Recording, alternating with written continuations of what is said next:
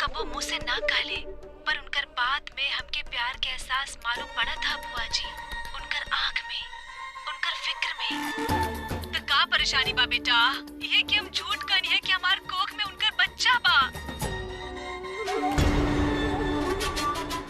अम्मा जी, आप कहले रहनी ना कि आपके आँख और कान बन जाए, तली हम दोनों माँ बेटी आपके आँख और कान बन गए नी। जैसे ही हमनी के मौका मिलल, हम यूं कमरा में गई नी, ई मोबाइल फिट कर देनी और कैमरा शुरू कर देनी। ताकि ये मालूम पड़ सके कि वो देवी और अंबिका के बीच में आखिर ऐसा कौन सा खिचड़ी पक रहा बा। और देख ली, मिल गए सबूत वो कपटी लोमड़ी के खिलाफ। ना, ई सबूत काफी नहीं के। ई पूरा का पूरा हम अपन बेटा जी के दिखा ना सकेनी। तो फिर का करब अम्मा जी? इहे त सोच रहल बानी कि चाहे कुछ हो जाए, बाकी वो लड़की के असलियत हम अपन बेटा जी के सामने सबसे पहले लाई। बाकी ये बात के अंजाम कैसे देवे के बा वो सोचे के पड़ी।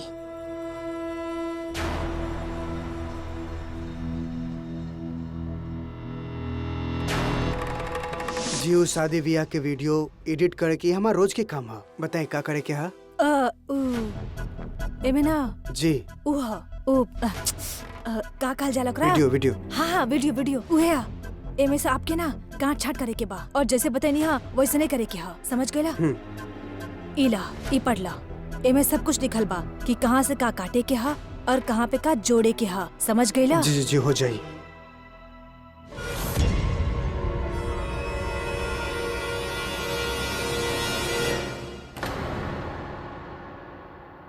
ये का हो रहा है यहाँ पे? तू यहाँ पे का करल बड़ू? हाँ हमार फोन दे दा। ऐसन का बात है फोन में? देखा देवी, हमार फोन हमके वापस करब।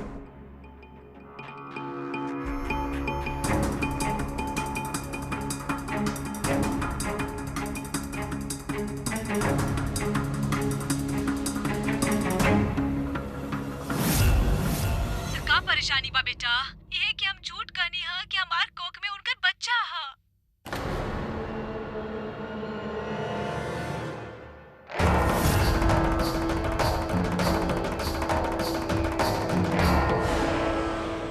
जासूसी करत रहनी आप हमार? हाँ जेठानी जी, का करे वाले रहनी आप? देखा लड़की, हमार फोन दे दो। आप बताई का बोल रही आपके करे खातिर? कस्टमर के बाद हम क्यों के? कस्टमर के बाद का? हाँ कस्टमर का हम हो? हाँ देवी जी बोली पुलिस के बताई बाप, सीधा पुलिस के बताई। अब आप अभी सीधा पुलिस के जाई। आपके पता है ना ये कानूनी जुर्म है। अब आप पुलिस के जवाब दी। देखा लड़की, हमार फोन हमके वापस दे दो, वरना तोहार खातिर अच्छा ना हो। गलत कहनी आप ही जेठानी जी, हमार फोन दो।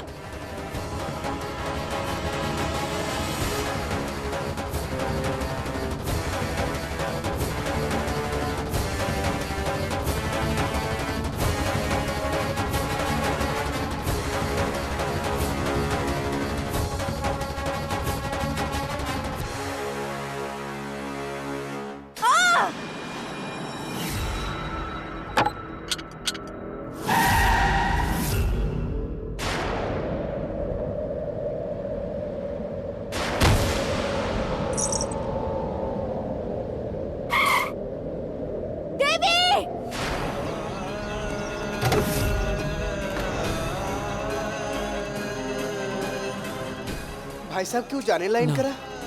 भाई साहब प्लीज हमारी मदद करिए। आप इनका घर में बता दिया, हम इनका पास के हॉस्पिटल में लेके जा रहे हैं। प्लीज प्लीज प्लीज हमारी मदद करिए, प्लीज प्लीज। डॉक्टर साहब, डॉक्टर साहब, डॉक्टर साहब, हमारा नाम अधिराज रजावा था। हमारी पत्नी कैसे नहीं है? आपकी पत्नी एकदम सही भी है। अच्छा वेली साहब उनका वक्त पर हॉस्पिटल ले आइले, वरना उनका बचन मुश्किल रहे। बहुत बहुत धन्यवाद था, तो हमारी पत्नी के जान बचैला। हम जाके देख लें रखे। कोनो बात ना भाई साहब, शुक्र है भगवान के कि आपके पत्नी ठीक भी है। अब जाएं, जाके उनकरा से मिल ली। बहुत बहुत शुक्रिया। हम जाके देखा नहीं अपन पत्नी के। भाई साहब।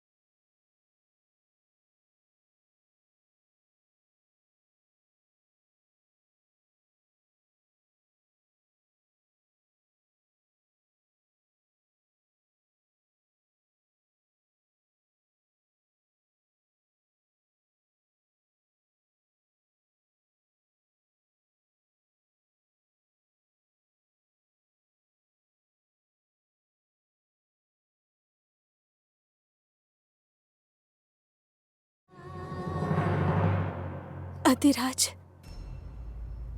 हम आपसे कहीं देवी अपन बच्चा के साथ, हम आपसे कुछ। डॉक्टर साहब, हमार पत्नी हूँ, वो ठीक तो हो जाए ना? बच्चा मरल तो? बच्चा? हाँ, हमार पत्नी पेट से बारी ना, तारा के पता ना बका? ना, ये बात तो हमके क्यों ना बतैले, पर कोनो बात ना। हमार सोनोग्राफी डिपार्टमेंट अंदरूनी चोट के जांच करके फौरन हमके रिपोर्ट भेजी। कोनो भी प्रॉब्लम हुई तो हमके पता चल जाए। आप घबराई मत, रिपोर्ट आवते हम आपके बतावत है।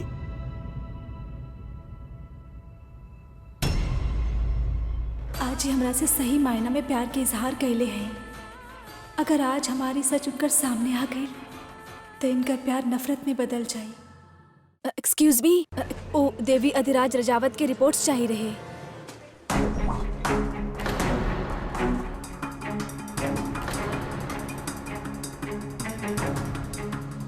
इली थैंक यू।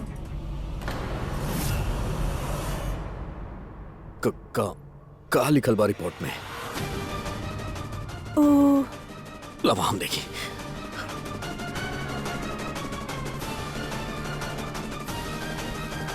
ई तो अंग्रेजी में लिखल बा, हमरा के तो अंग्रेजी पढ़े ना आवेला। तू हमके बतावा ना का लिखल बा में?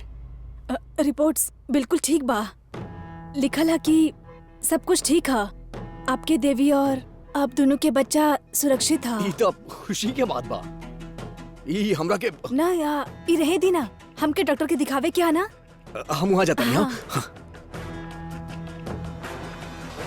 देवी बेटा, तोहार झूठ हम अभी भी जी रहल बानी, सिर्फ तोहार खुशी खातिर।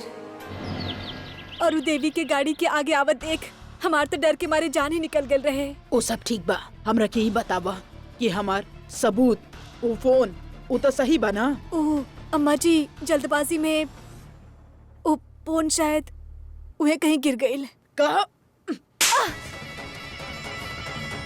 तू दोनों माँ बेटी भी ना एक काम ढंग के करेलू, ओकर बाद के सारा काम ओपे घासले डाल के ओकरा आग लगा देवेलू। एक के तो सबूत रहे हमनी के पास उ लड़की के खिलाफ, और उ भी चल गईल। पर अम्मा जी हम। चुप, चल जा।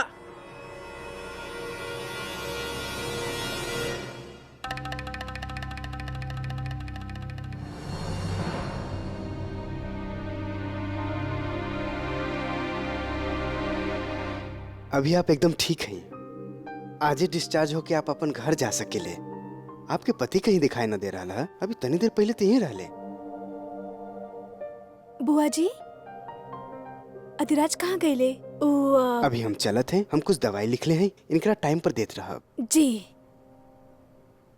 बुआ जी, अधिराज कहीं ना दिखाई दे रहा है।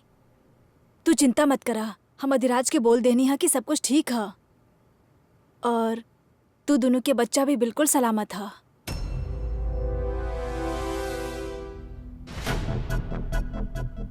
ये आप का कहनी बुआ जी? हमार झूठ पे एगो और झूठ जोड़ देनी। बुआ जी, एक झूठ छुपावे खातिर और कितना झूठ बोलब हमने।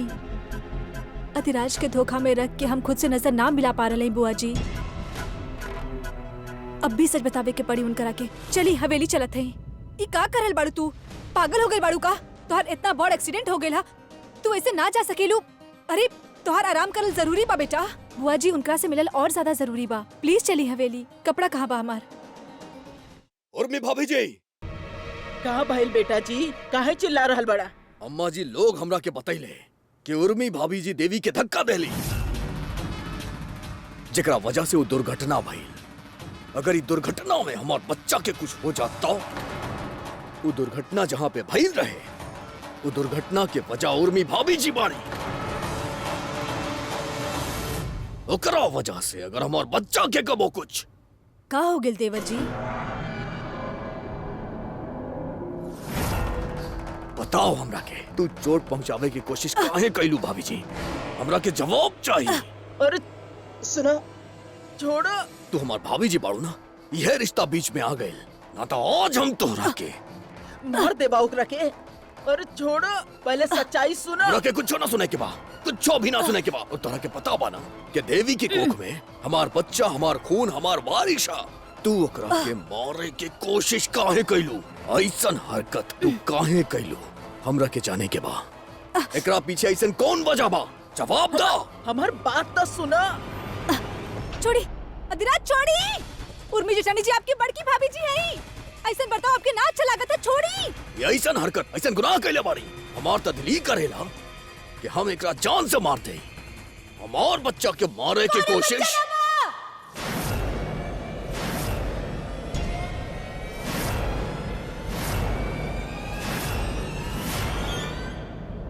कौनो बच्चा ना हा।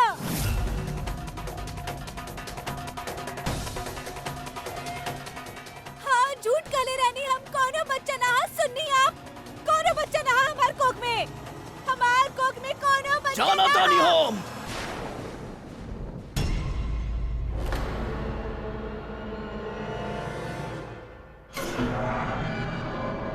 जाना तानी हम।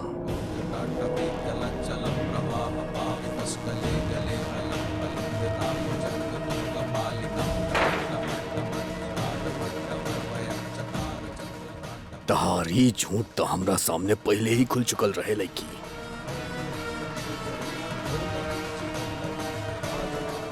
तभी सच के नाटक काहे करता रू? का वजह बा? हाँ? यप का करल है अधिराज?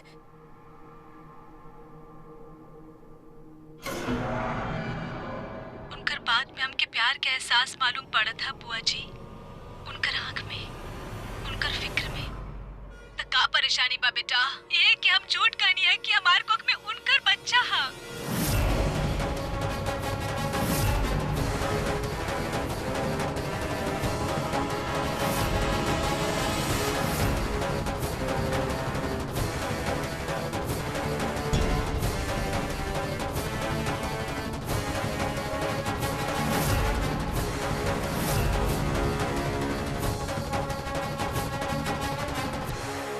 अधिराज, अब हमारी बात सुनी। हमके तहार कौनो बात ना सुने के बा, समझ लू? तहार कौनो बात ना सुने के बा। तहरा के का लागल कि हम जाहिल बानी, अनपढ़ बानी, पढ़ल लिखल नहीं की?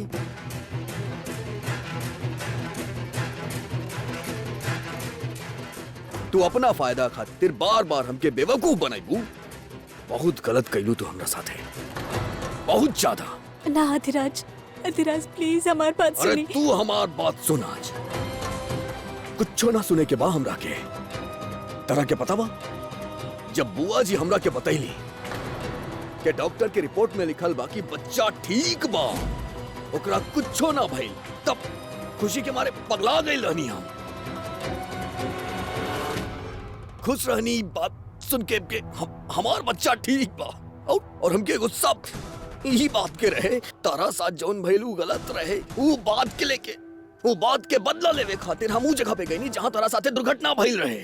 वहाँ जाके हमरा के पता चलल कि का भइल रहे तारा और उर्मी भाभी जी के बीच में। ये फोन हमरा के वहाँ कल मिलल और ये देखे के बाद तार असली चेहरा हमरा सामने आयल। हमारी बात सुनी। हमरा आपके के सब कुछ ना समझावत सुने है। के बा। आज तू सुनबो और हम बोलब।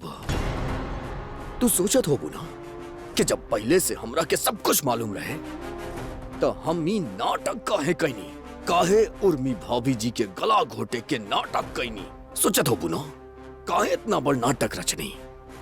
तो सुना, वही खातिर केहू अगर तहरा के मारे की कोशिश करी तो हम ओकरा जान से मार देबा।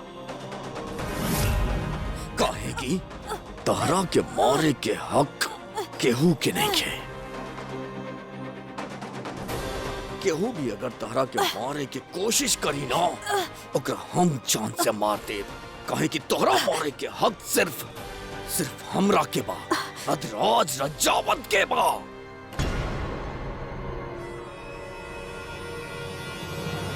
पता कि हमरा से बहुत बड़ भूल हो गई। भूल? मजाक के साथ साथ तू खिलवाड़ भी कैलू और तू एकरा भूल कहता रू। हमार जज्बात के मजाक उड़ैलू। तू एकरा भूल कहेलू? का कुछ ना कहनी तोरा खातिर। तोर पैर में तेल लगैनी हम अपना हाथ से। जयपुर से पालना मंगैनी हम अपन बच्चा खातिर। वो हर झूठल बात हम तहार बननी जो तू कहलू। अपना हाथ से तरह के उठा के अपना कमरा में ले गई ताकि तरह के कोनो तकलीफ ना होके। तू मजाक कैलू और एकरा भूल कहा तारू। दिल तो हमारी कहत बा कि हम तरह के जान से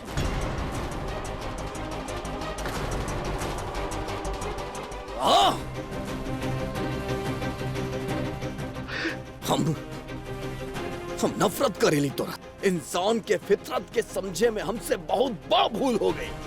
बहुत बड़ भूल जौन तहरा पे भरोसा कई। हमरा दिल में तहरा खातिर नफरत के सिवा कुछ नहीं के। पहला बार हम हारल भइल हमरा से भूल हो गई।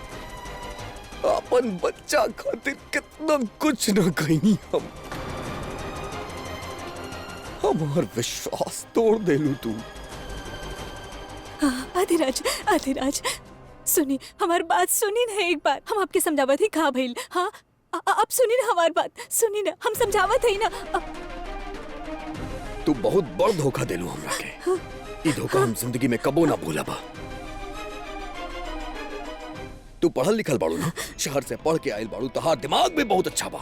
हम जाना तानी कि हम तरह तरह चालाक ना बानी। तू हमारे एक बात अच्छा तरह से अपना दिमाग में बिठा ले लईकी। पहली बार हमके केहू धोखा देले बा। पहली और आखिरी बार हमार विश्वास के साथ खिलवाड़ कइल गई। नफरत बा हमरा के तारा से। हमरा के तहार चेहरा भी ना देखे के बा आज के बाद।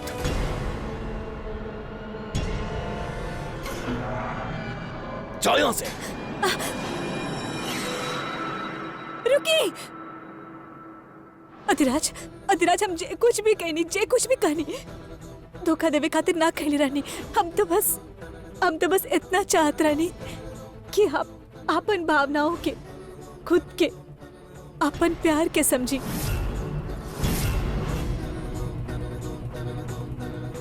आपके अंदर एगो राम बसत है अधिराज।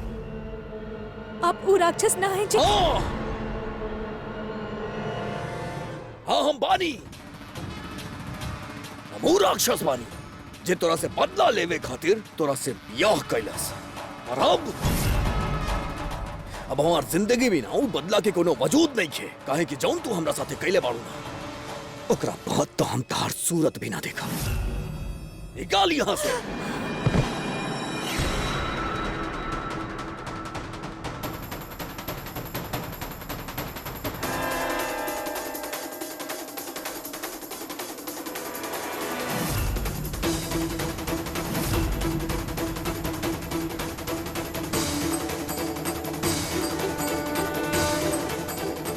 बेदखल करतानी हम तारा के ई घर से, हमार जिंदगी से, वही हवेली से।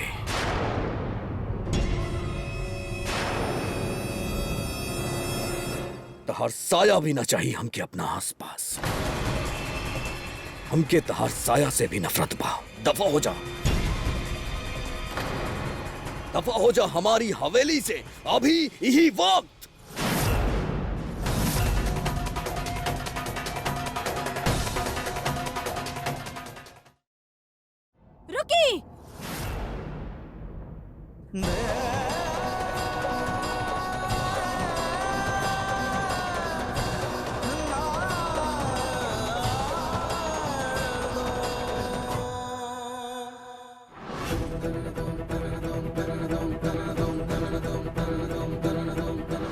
शादी ब्याह कोनो खेल बाका मजाक बा। जब मन चाल आप जबरदस्ती शादी कर लेनी और जब मन चाल बेदखल कर देनी आप अपन जिंदगी से। ना अधिराज हमारा अपन कोनो वजूद ना बा। आप कहनी और हम चल जाए हवेली से। ना अधिराज आप हमरा से शादी जरूर कैले हैं पर हमारा अस्तित्व के चोट पहुँचावे के हक हम केहू के ना देले हैं। आपके भी ना। तारा के जौन सोचे के बस सोचा। तारा जौन करे के बा करा। पर आज तो पर सच्चाई से केहू भाग ना सकेला और सच ई है कि हम आपके पत्नी हैं।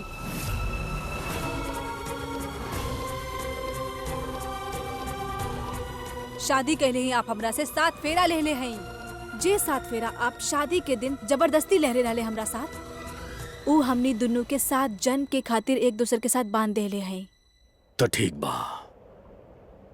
आज तारा के अपना आप से, हर बंधन से आजाद करी अधिराज रजावत।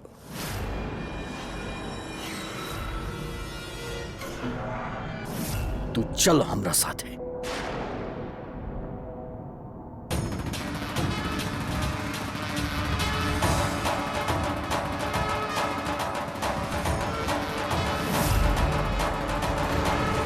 ई फेरा के वजह से तू ई घर के हिस्सा बनल रही, तो आज ई फेरा के साथ ही तू बाहर जाइबू।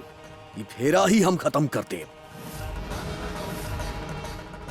तहरा के हर जन्म से मुक्त कर दे, तोहार हमार रिश्ता हमेशा हमेशा खातिर खत्म कर दे।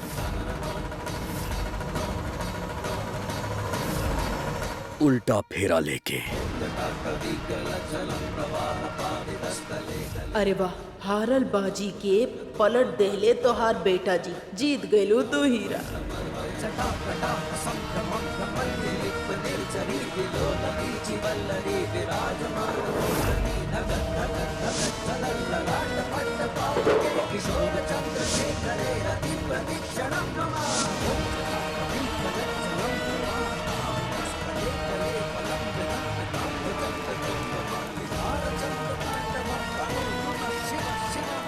अधिराज ना ना ना, हमारी बात सुनी Adhiraj, please Adhiraj, please Adhiraj, please हमारी बात सुनी ना अधिराज।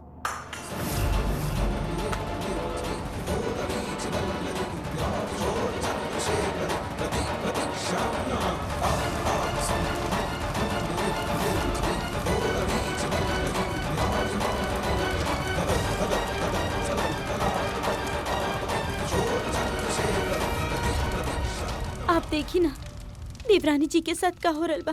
आप रोकी ना देवर जी के, ये आप सकुन होके से रोकी ना उनका के। हम सिर्फ इतना जाने ले कि आदि बिना कोनो ठोस वजह के ऐसा कुछो ना करी। ये खातिर हमार बात मानी और चुप रही। ई प्रायश्चित बा हमार हर गलती के।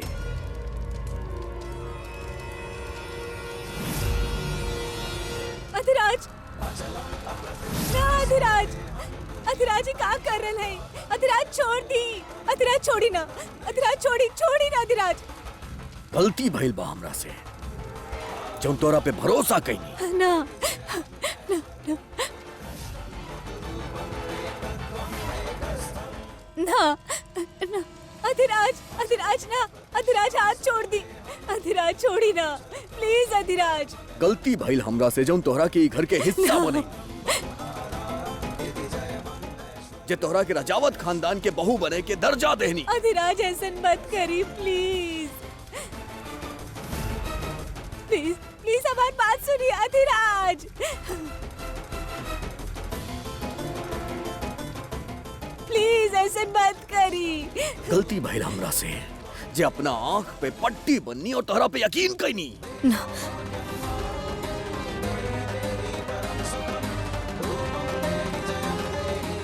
रुक जाए प्लीज अधिराज, रुक जाए ना। गलती भइल हमरा से, तही ख्याल भी आइल कि कपट करे वाली लड़की शुभ हो सकेली हमरा खातिर। हाँ अधिराज, मानी कि हम गलती कही नहीं, मानी कि प्लीज अधिराज। गलती भइल हमरा से, जे अपन अम्मा जी के बात पे यकीन ना कइनी।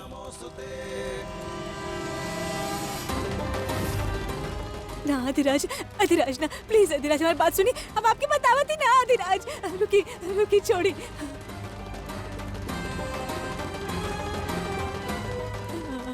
अधिराज प्लीज, अधिराज सुनी हमारी बात, सुनी सुनी। गलती भइल हमरा से, जे दुश्मन के लड़की, चौहान के लड़की के आपन मान लेनी। गलती भइल हमरा से, गलती भइल। आप कर रहे हैं अधिराज। का लगा था आपके रिश्ता इतना आसानी से टूटे खातिर बनेले? हम आपसे बहुत ही प्यार करत हैं अधिराज, बहुत प्यार करत हैं। हमार भगवान जाने ले कितना शिद्दत के साथ रिश्ता के निभैले हैं हम। इतना आसानी से ना टूटे देव, इतना आसानी से टूटे ना देव हम रिश्ता के, ना टूटे देव हम।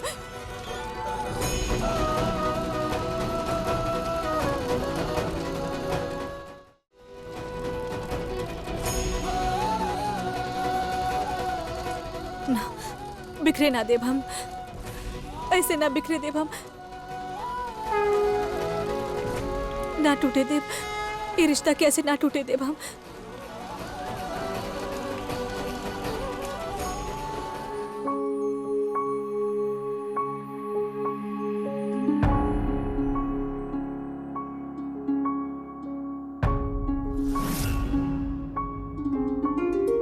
सांझ का घोर अंधेरा मोहे, रात की याद दिलावे, रात जो सिर पर आवे लागे, लाग बरस आज के बाद ई देवी हमार पत्नी माड़ी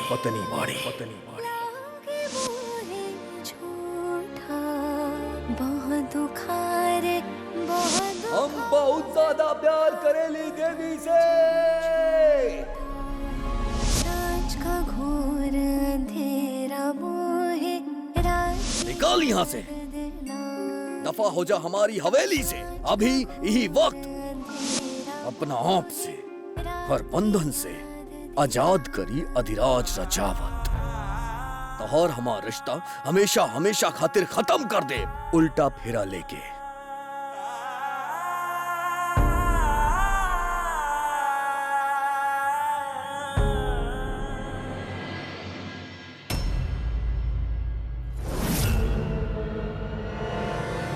सही कहीं नहीं हम जन तहार असली चेहरा देखा थी वीडियो में बिना वक्त गवाए अपन वकील से ही ये तलाक के कागजात बनवा लेनी।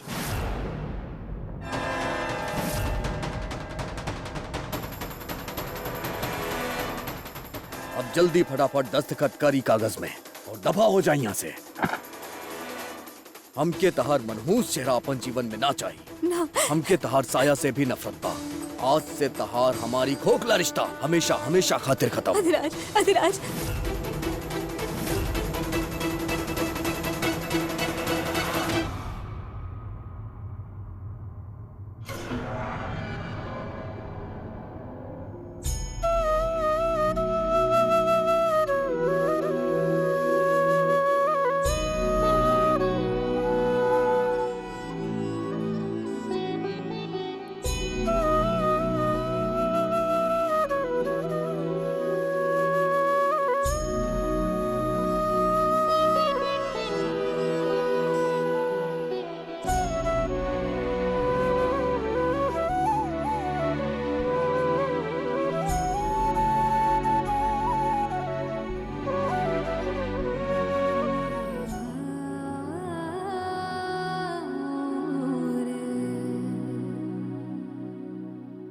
सुना, ये वक्त इनकर अकेला छोड़ दो, ये में इनकर भलाई है।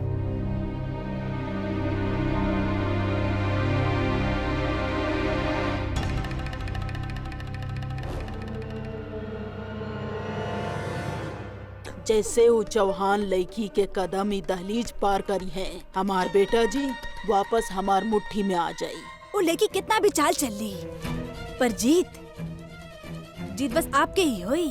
अब तो देखते जा, हीरा अपन बेटा जी के ऐसन राक्षस बनाई कि जेकर नाम से ही सुजानगढ़ वालन के दिल में खौफ पैदा हो जाए और हमार बेटा जी सिर्फ और सिर्फ हमार काबू में रही।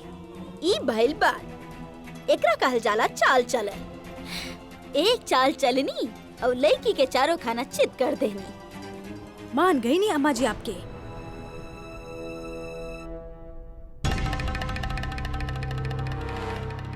दुखा मन तो राजब झूठा। मोरे हाथ में तोरी हाथ की छुअन पड़ी थी बिखरी। बहुत दुखा रे बहुत दुखा मन हाथ तो राजब झूठा।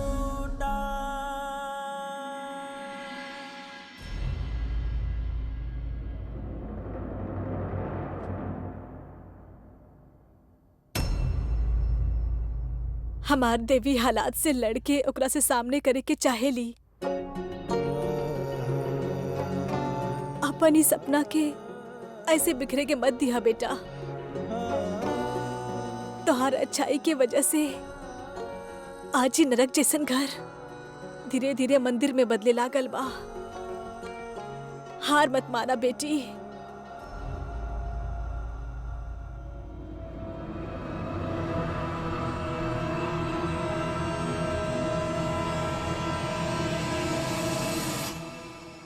हार चुकल है हम अपना आप से, हार चुकल है। अधिराज बदले लागल रहले, हमरा से प्यार करे लागल रहले। हम उनका से कुछ छुपावे के ना चाहत रहली, सब सच बतावे के चाहत रहली, पर हमार बतावे से पहले ही अब सब कुछ बिखर गई है बुआ जी। गुस्सा में का सही है का गलत था कुछ ना दिखा था, बस दिखाई दे था चोट। सब कुछ बिखर गई था ना बेटी, कुछो बिखरल ना हा। तू तो तलाक के पेपर पर साइन ना कैले बाड़ू ना, तोहार शादी तोहार मकसद अब भी ना बुआ जी। सबकी भलाई ये में हा कि हम घर से चल जाएं। ठीक बा बेटी, हम तोहार हर फैसला में तोहार साथ बानी।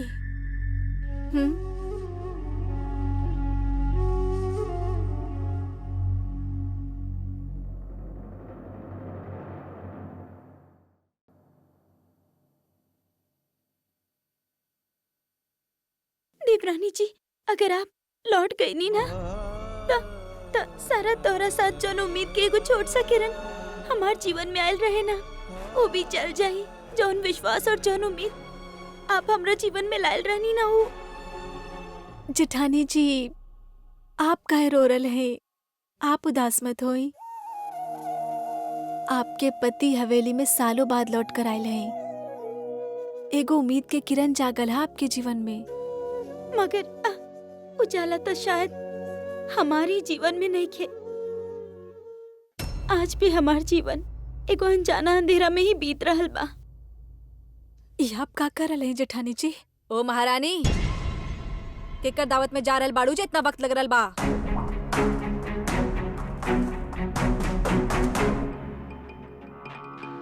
चला चला, अपन सामान उठावा और रास्ता नापा। चला।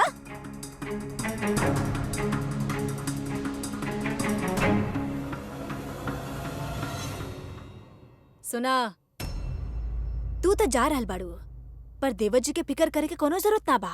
हाँ, हम है ना।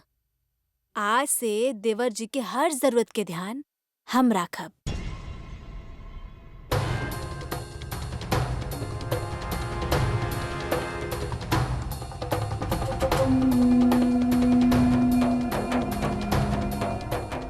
हर जरूरत के ध्यान।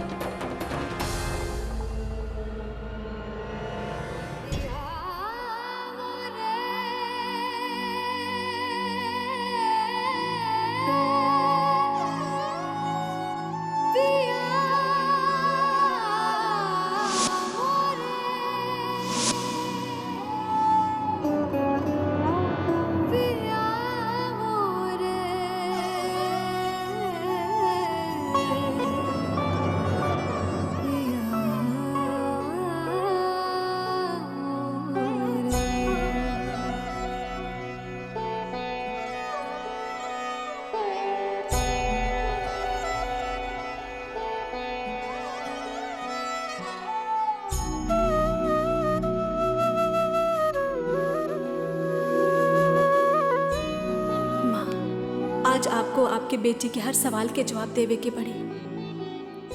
जेकर मन में आपकी खातिर इतना श्रद्धा और आस्था रहे, ओकरे ही राह में कांटा बिछा देनी काहे कहनी ऐसन माँ?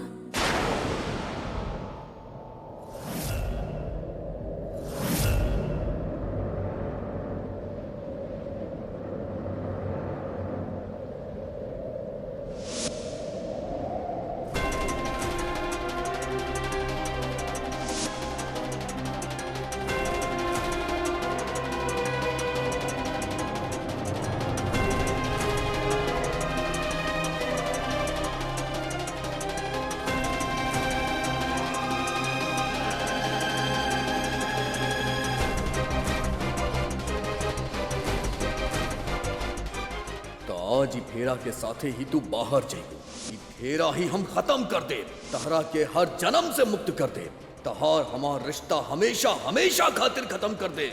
उल्टा फेरा लेके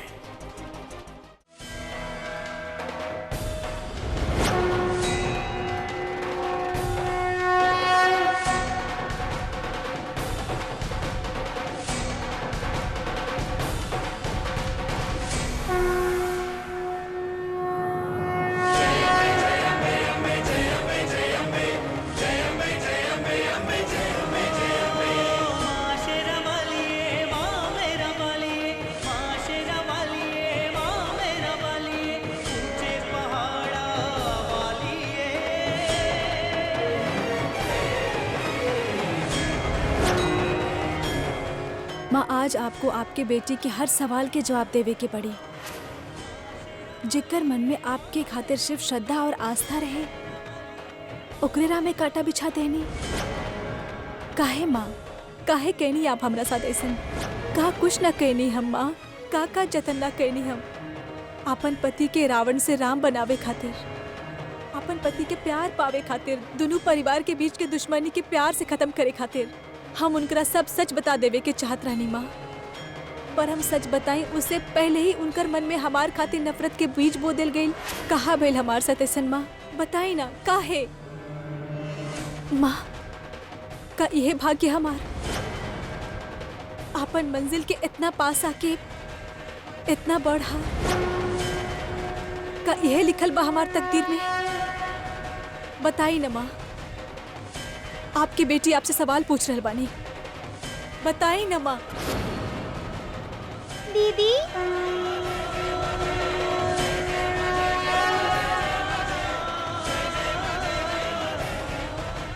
भूतू तू यहाँ कैसे?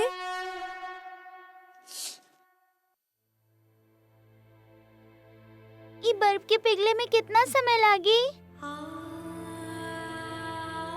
ये तो काफी बड़ टुकड़ा बा, एकरा पिघले में तो वक्त लागी। पर आप काहे पूछ रहे हैं? असल में जौन हमार 3 गो दोस्त रहे ना, उनमें से एगो दोस्त के चोट लग गई, तो हम एगो टुकड़ा उनका के दे देनी, घाव में लगावे खातिर आराम हुई है ना। हाँ, पर रास्ते में ना हमरा के प्यास लग गई, ऐसे हम इंतजार कर रहे बानी कि ये टुकड़ा कब पिघली, काहे कि ये टुकड़ा पिघल जाए और पानी बन जाए, तो ये पानी हमार प्यास बुझा सकेला। तू बिल्कुल चिंता मत करिहा, कुछ देर में ही बर्फ पिघल जाई, फिर तू सारा पानी पी लिहा। ना ना ना, हमरा पूरा पानी ना पिए के, हम थोड़ा पानी बचा के रखब, ओकरा गरम करके ओकर भाप बनाई, ताकि सफर में हमार दोसर दोस्त के भूख लगी तो ओकरा से हम खाना बनाई। और देखो ना, ये बर्फ तो पिघले के नाम ही ना ले रहल, लेकिन हमरा धैर्य से काम लेवे के पड़ी। कितना समझदार बाड़ू तू भूतू, पानी के हर रूप के बदल के अपन दोस्त के खातिर उनके जरूरत के ख्याल रखेलू। प्रसाद ग्रहण करा बेटी।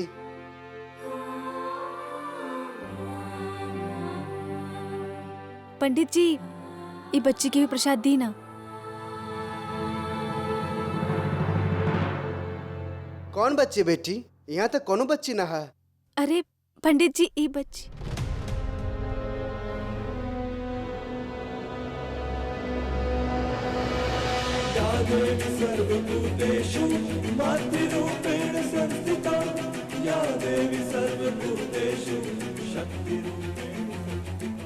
पंडित जी हो। देवी माँ के द्वारा आयल हो बेटी, खाली हाथ ना जेबू।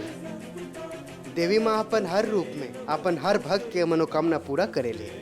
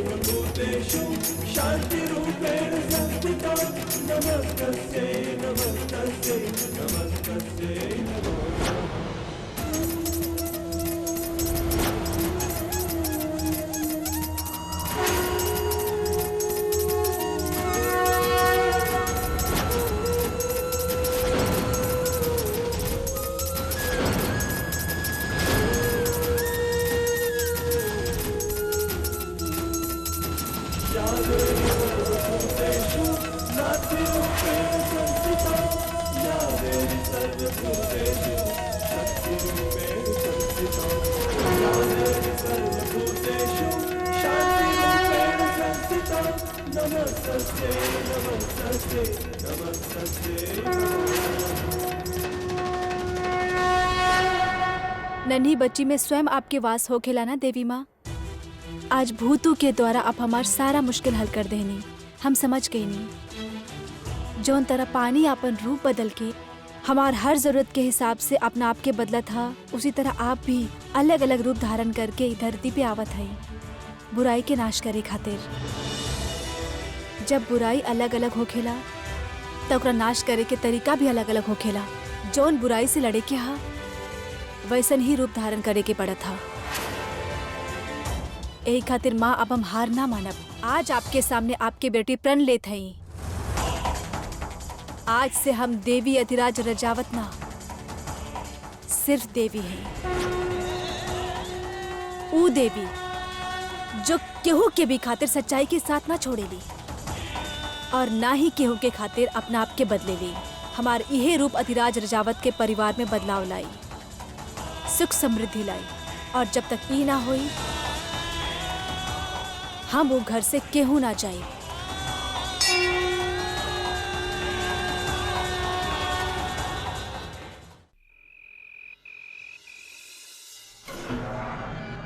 पता ना दिल टूटे के बाद इतना दर्द काहे हो खेला। उम्मीद लगा के बैठ गई रानी, पता ना कब आस लगा लेनी कि हवेली के एगो वारिस मिली। बेटा जी, दुश्मन के लड़की से वारिस के आशा रखल उहे हमने के सबसे बड़ा गलती रहे। बाकी तू निराश मत होखा, हमार मुकुंद आ गइल बा ना। देखिए केसर दुल्हन जल्द से जल्द खुशखबरी दी, है ना मुकुंद?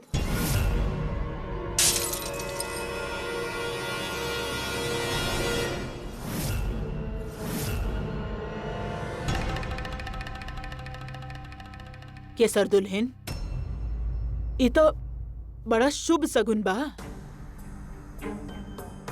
कहल जाला कांच के गिरल बहुत शुभ होखेला। चला अब तो जल्दी से घर के वारिस के खुशखबरी दे दा।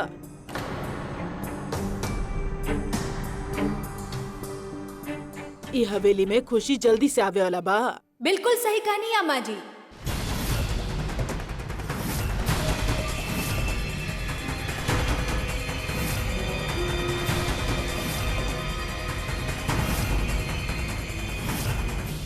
तहार हिम्मत कैसे भइली हवेली में पैर रखे के?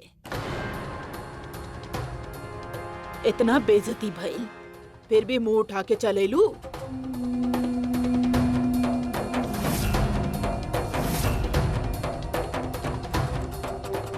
रुका, देखा लड़की ई बेशर्मी बहुत भारी पड़ी। अपन भलाई चाहेलू तो रुक जा। अब ना तो हमार कदम रुकी और ना ही हमारी इरादा घुटना टेकी।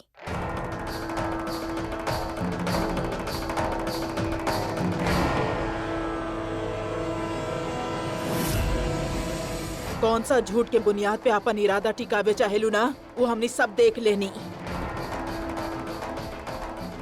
अपना आपके हमार बेटा जी के पत्नी कहेलू ना। कौन सा पत्नी धर्म निभारल बाड़ू तू? आवे वाला बच्चा के बारे में झूठ बोलल, यह बा तोहार पत्नी धर्म?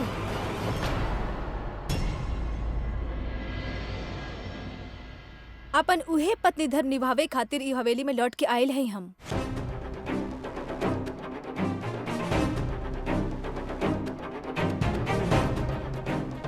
हमार एगो झूठ से घर के सब लोगन के बहुत उम्मीद हो गई रहे ना, एगो वारिस के। अब हम उहे उम्मीद पूरा करब, अपन पत्नी धर्म निभा के। तहार भलाई यही में बा कि तू वापस लौट जा। ई घर में तहार कौनो जगह नहीं के।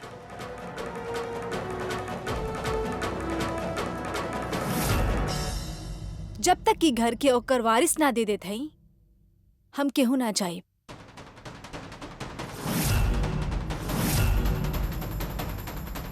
जे कुछ देर पहले निराश होके घर से गई रहली उ देवी अधिराज रजावत रहली, और जे लौट कर आइल ह नया उम्मीद के साथ उ देवी बाड़ी, सिर्फ देवी। आप हमरा से तलाक लेवे के चाहते हैं ना? ठीक बा, पर हमार भी हक बना था कि 30 दिन तक हम इहे हवेली में रहीं, और उहे 30 दिन के अंदर हम ई हवेली के अपन आए वाला वारिस के खुशखबरी सुनाई।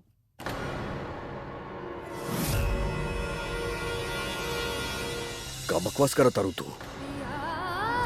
30 दिन में ही परिवार के तू खुशखबरी सुनाई। तोरा के समझ में नहीं की आवत जब तहरा और हमरा बीच में कोनो रिश्ता ही ना बा, तो फिर ये खुशखबरी कहाँ से देबू तू? हमके जे कहे करे वो हम कह चुकल है। हमके ना लागा था इससे ज्यादा हमके कोनो के सफाई देवे के जरूरत बा। 30 दिन हा ना हमारे पास, 30 दिन तक हम यहीं रहब आपन ससुराल में। भाड़ में गईल तहार 30 दिन, और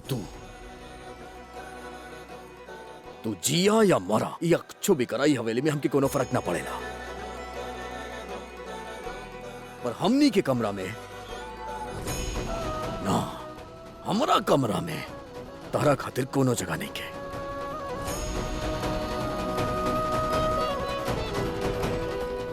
आपके ई बतावे के कोनो जरूरत ना है, ये हम पहले से ही जानत हई।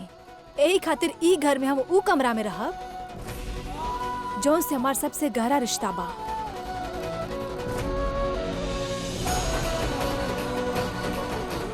ऊ कमरा जे तब हमार साथ दहले रहे जब हम बिल्कुल अकेले रहनी। ऊ कमरा जे हमके समझा था, हमरा से बात करा था।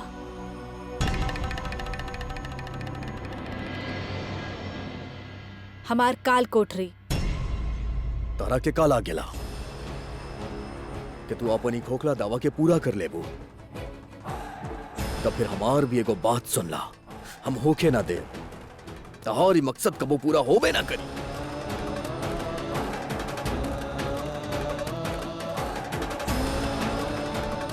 कहे कि जब तारा और हमरा बीच में कोनो रिश्ता ही ना बा, तो कैसे कर?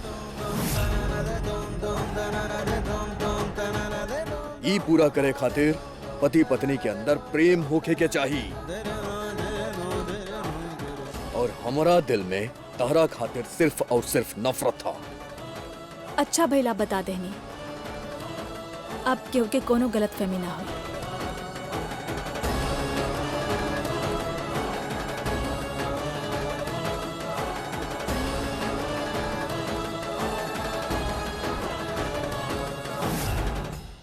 ई ठीक ना भइल। पूरा सुजानगढ़ में पता चल गई कि रजावत हवेली में बारिश आवे वाला बा।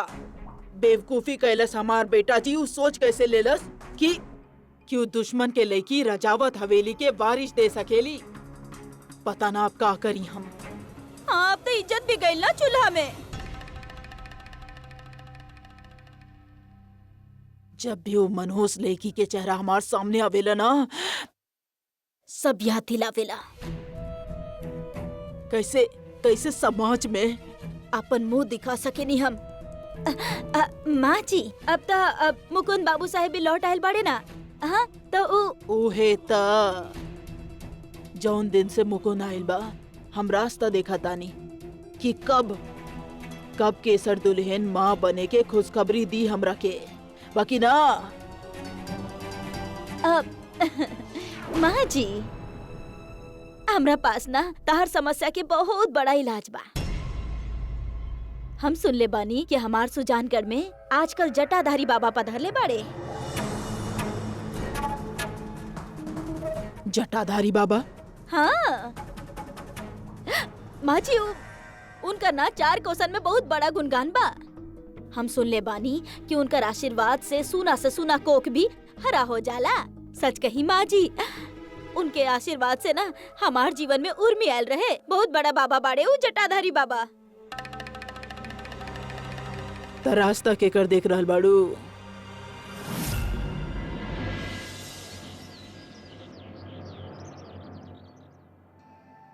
प्रणाम बाबा। रजावत हवेली में आपके स्वागत बा। आई।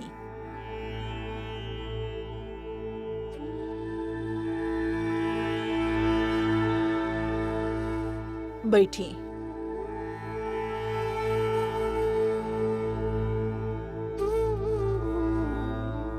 महामृत्युंजय रुद्राय नीलकंठाय संभाय। जा ई जल से पूरा हवेली के शुद्धिकरण कैदा। देखनी आप कैसे बाबा अपन जटा के पानी से पूरा घर के शुद्धिकरण करल बड़े। सौभाग्यवती भव।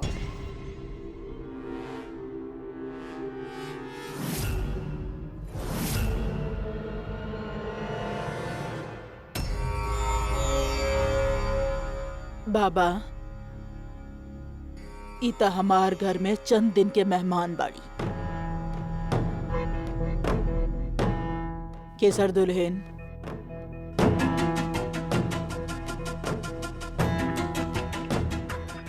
अखंड सौभाग्यवती भव।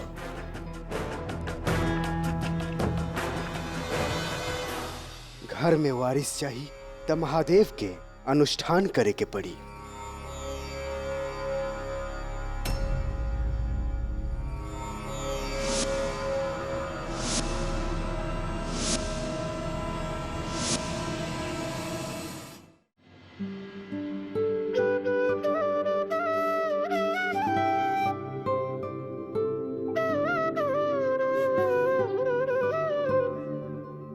देवी माँ, कुछो तो आज जेठानी जी के परेशान कर रहा हा, जी उनकर घुटन के वजह हा। मुकुंद जेठ जी उनकरा से दूर दूर रहेले। आज उनकर जीवन के खुशी के खातिर यह हवेली में महादेव के अनुष्ठान हा। आशीर्वाद दी माँ कि आज हम माँ पार्वती, जिस शक्ति के सबसे बड़ स्वरूप हैं, आपके ओ रूप धारण करें और जेठानी जी के जीवन में खुशियां लाएं।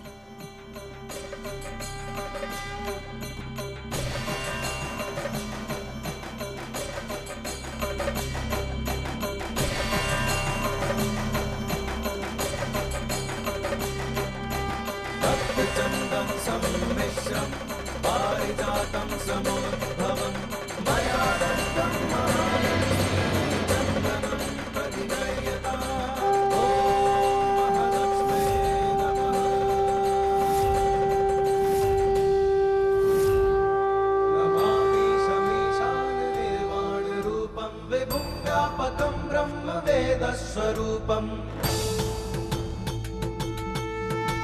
निगम निर्गुणम निर्विकल्पम निरीहं चिदाकाशमाकाशवासं भजेहम्।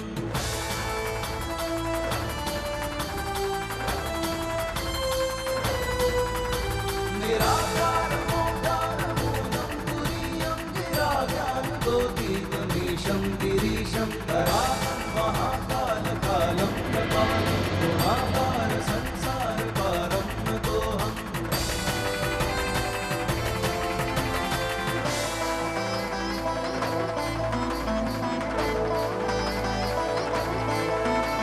तुषाराद्रिसङ्काशगौरं गम्भीरम् मनोभूतिकोटिप्रभाषी शरीरम् स्फुरन्मौलिकल्लोलिनी चारुगङ्गालसद्भालबाले तु कण्ठे भुजङ्गा। जेठानी जी, जेठानी जी, आप ठीक है? हाँ, आप ठीक तो है ना? संभल के पानी लाई। दी दी पानी पी ली। ना देवरानी जी, जब तक ये रस्म पूरा ना हो जाला ना, हम कुछ ना खाई और ना कुछ पिया। सूरज डूबे तक, तब तक हम पानी भी ना पिया। जेठानी जी,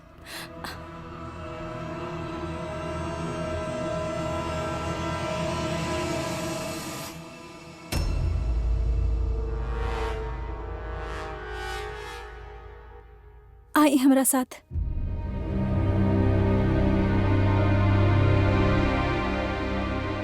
बाबा, अगर आपके आज्ञा होए तो हम ही पूजा में अपन जेठानी जी की मदद कर सकत हैं।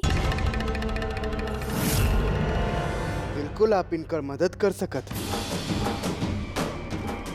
लेकिन आपके दिल में लालच ना होए के चाहिए, निस्वार्थ भाव होए के चाहिए, तब भी आपके एक फल मिली। जी पंडित जी, हम ध्यान रखब। शुक्रिया। हमरा साथ रहते रहते तू भी पूजा के हिस्सा बन गयलू देवरानी जी। अब देखिए तहार हर मनोकामना पूरा हो जाए और देवर जी से भी तो तहार 30 दिन की रिश्ता बाना। अच्छा तो यह खातिर भाभी जी के सहायता करता रही तोरा के जौन करे के बाद तू कैला लगी।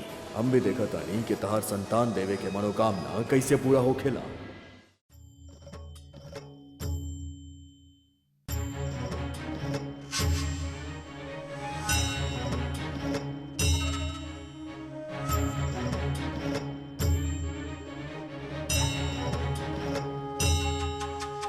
शैलपुत्री माँ बैल सवार करे देवता जय जयकार। शिव शंकर की प्रिय भवानी तेरी महिमा किसी न जानी। पार्वती तू माँ कहलावे जो तुझ सिमरे सो सुख पावे। रिद्धि सिद्धि प्रदान करे तू दया करे प्रदान करे तू।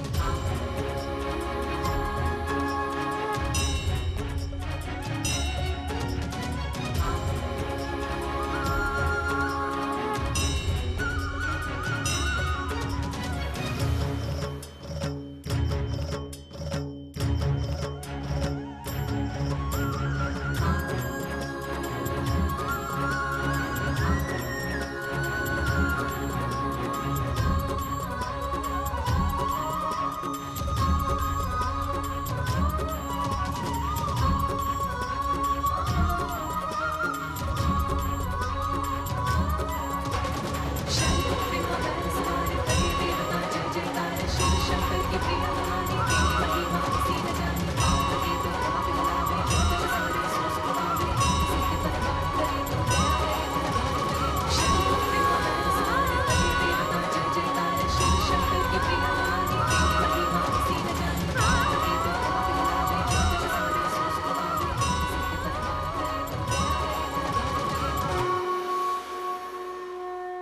रिद्धि सिद्धि प्रदान करे तू दया करे प्रदान करे तू। दूधो नहा पूतो फल।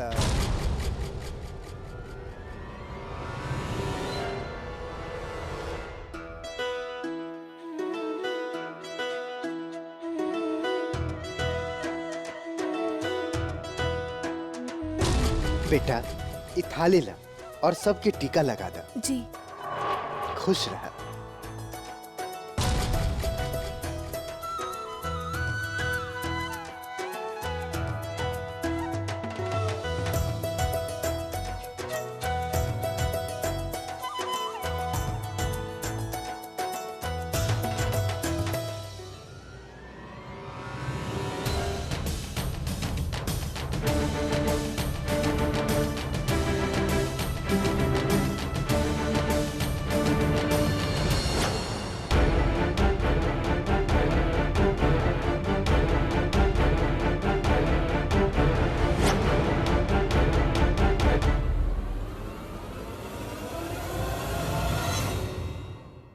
अपना आप के बहुत चतुर समझेलू ना तू। पूजा के बहाने हमार बेटा जी के करीब जाए चाहेलू, बाकी जब तक हम बानी हमार बेटा जी के करीब तक आस पास भी ना आवे देव। मेहमान बन के आयल बाड़ू ना तो मेहमान बन के रहा। अम्मा जी, माँ के जीवन में एगो अलग ही स्थान होखेला जेकरा केहू ना ले सकेला। वैसे ही पत्नी के भी एगो आपन जगह होवेला जेकरा केहू ना ले सकत हा, माँ भी ना।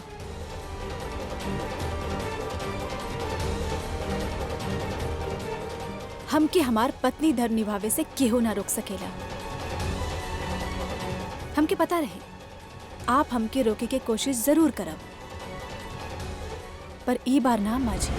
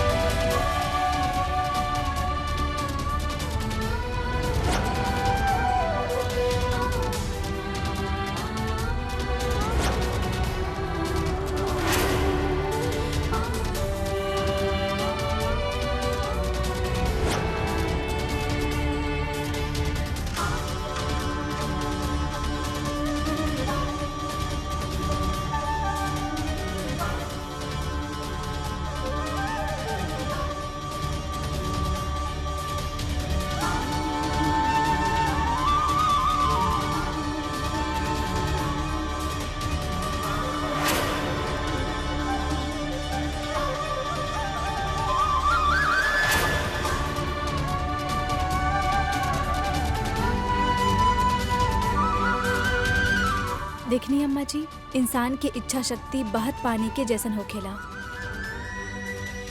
ओकरा केहू कैद ना कर सकेला, आपन रास्ता खुद बनावेली।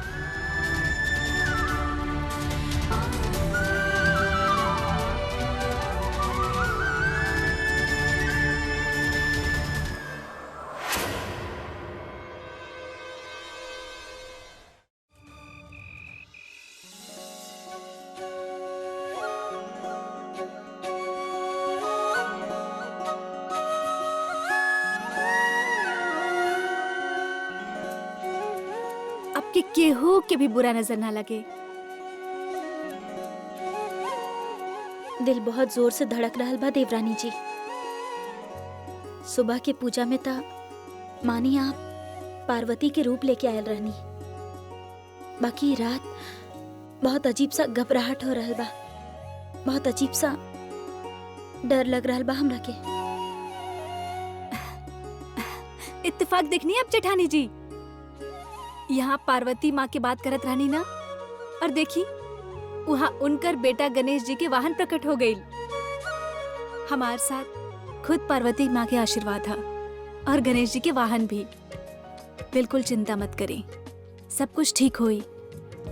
आपके पता है, हमके पूरा विश्वास है आज कुछ चमत्कार जरूर होई। हमारे घर में आयल देवी माँ से जुड़ल है।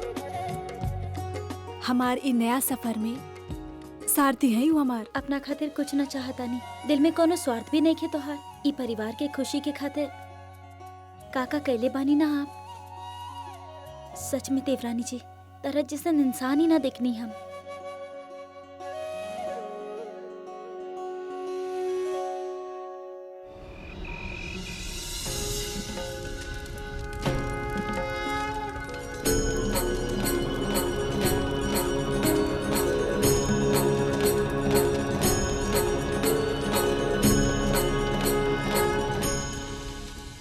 अब आप इनका अपन कमरा में ले जाएं। जी।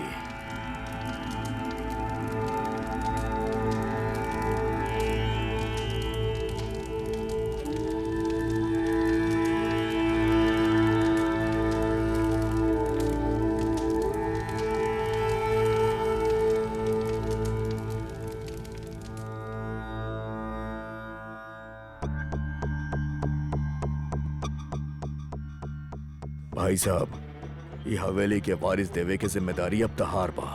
हाँ? घबराई मत, सब कुछ अच्छा ही होई। जाई।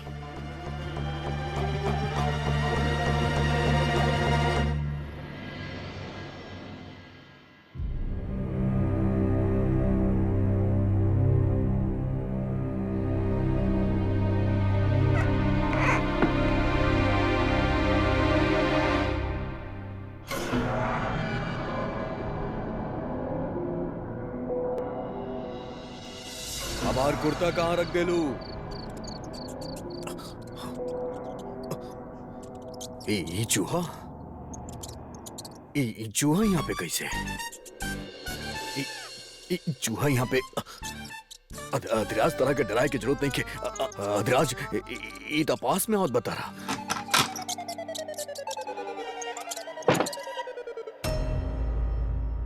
बच गई नहीं। आप यहाँ हमारे कालकोठरी में?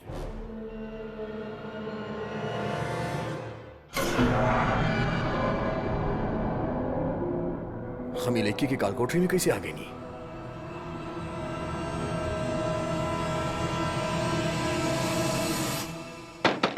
क्या बा? दरवाजा काहे नहीं खुलत? अरे क्या बा? क्या बा हमार बात सुने वाला?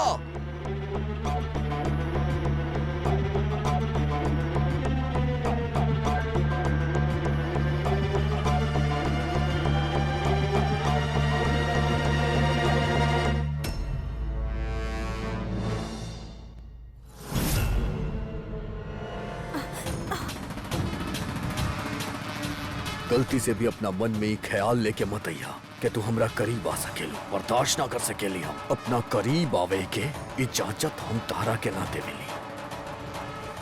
देख हमारा आंख, तहरा के हमार आंख में तहरा खातिर सिर्फ और सिर्फ नफरत दिखाई दे और कुछ ना।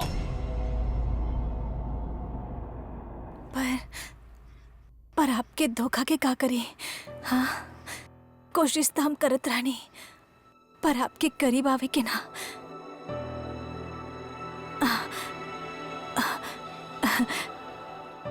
उ मकड़ी के हटावे के।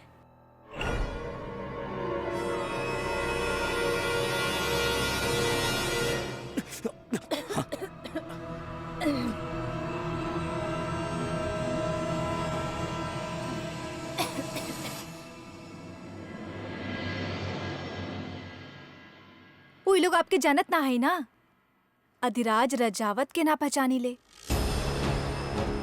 काहे कि आप ना यहाँ आवत हैं ना यहाँ रहत हैं, यही खातिर आपसे डरल ना शायद। पर हमार दोस्त हैं, हम तो ये रहत हैं ना।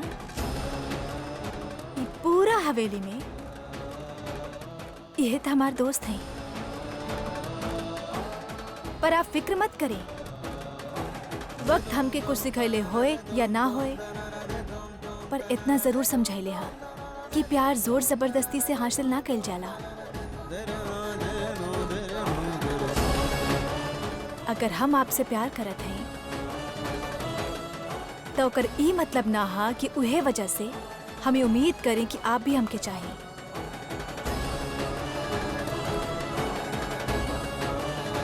अगर हमारा प्यार सच्चा है तो आज ना तक कल आपके ऊपर एहसास हो ही जाए और हमारा प्यार खुद हमारे पास चल के आए। और अगर ना आए तो कब हमार रहे ही ना। लेकिन हमरा समझ में ये बात नहीं क्या आवत, जब तोहरा के पता बा कि यहाँ कुछ ना होई तो फिर तलाक के कागजात पे दस्तखत काहे ना कैलू? फिलहाल हम देवी अधिराज रजावत ना है जे अपन हर इरादा के साबित करे खातिर अग्नि परीक्षा दे।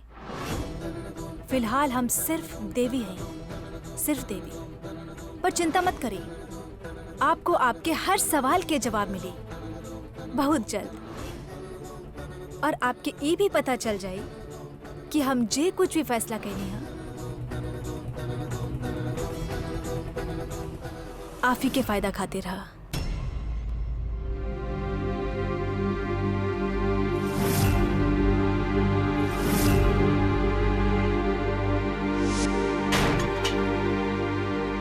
साबित कर कि सीसी में जहर नहीं है। अगर के पिए से ही हमारी सच्चाई साबित हुई तो यह सही। आपके विश्वास दिलावे खातिर हम ये अग्नि परीक्षा से गुजरे खातिर तैयार हैं।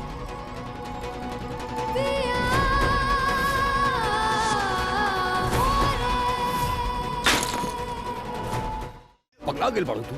अरे पगला गेल बाड़ू? ये सब का बा?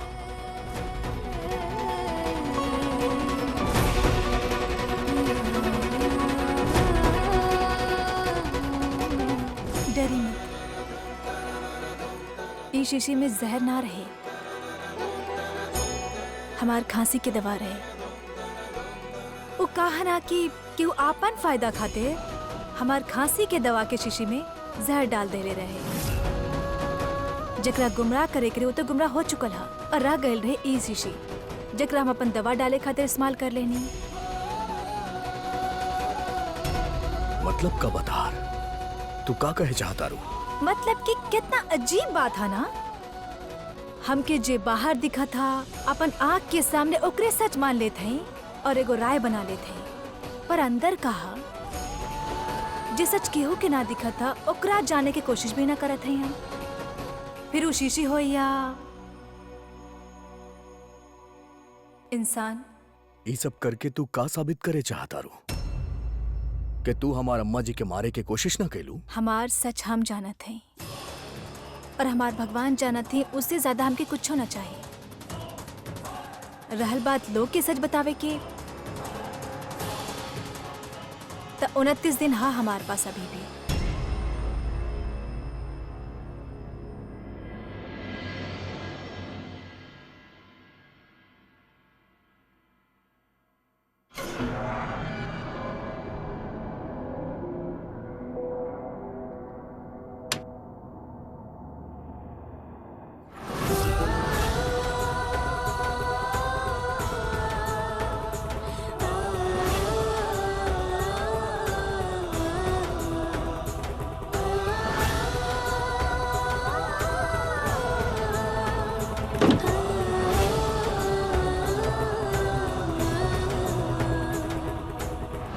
पूजा के जरिए हमार पति देव के हमार सच्चाई दिखावे खातिर तबे तो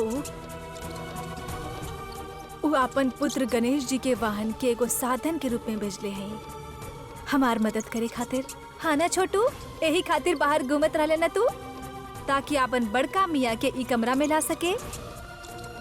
अरे तू पास मत आओ हमरा। हाँ ना, बहुत अच्छा लगा था जब आंख के सामने सब कुछ साफ दिखाई देवे लगा था। शायद यही खातिर तो हमने घर वापस लौट के आए हैं। पूरा यकीन है हमके आगे सब कुछ अच्छा ही होई।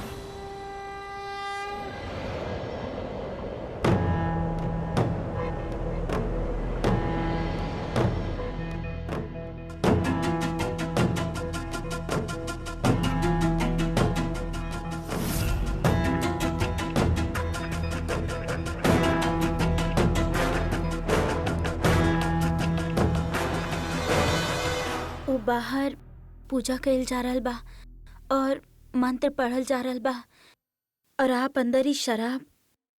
हमार मतलब बा कि तू सिखाइबू हमरा के कि हमके का करे के चाही का ना। बाहर चाहे मंत्र पढ़त होके या माता मनावत होके, हमके कुछो न पता। ई कमरा हमार है और ई कमरा के अंदर चाहे हम कुछो करी।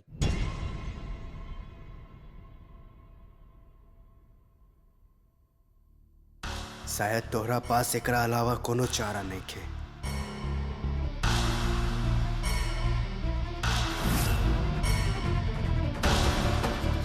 रजावत परिवार के बड़ा बेटा होवे के नाते तोहके घर के वारिस देवे के ही पड़ी, कोनो भी कीमत पर।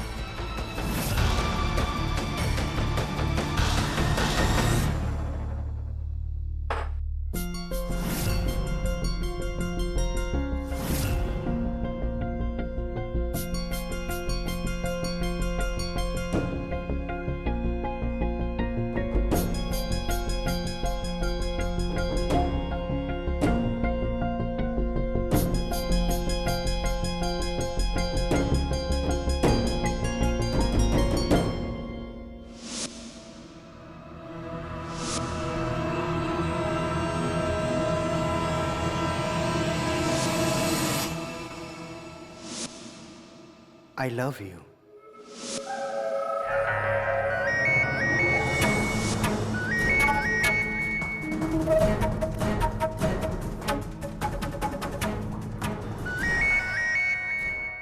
किरण की कॉल।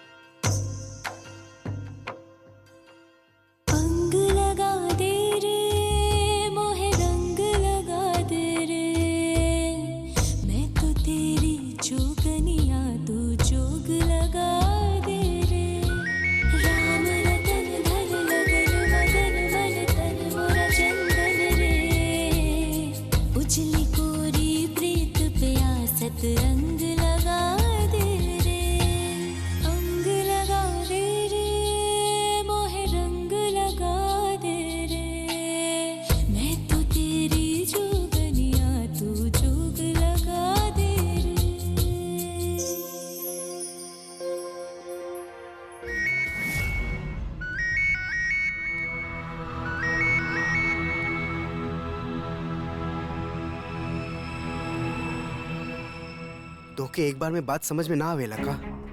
हम यहाँ केहू के साथ कुछो ना करे जा रहा है।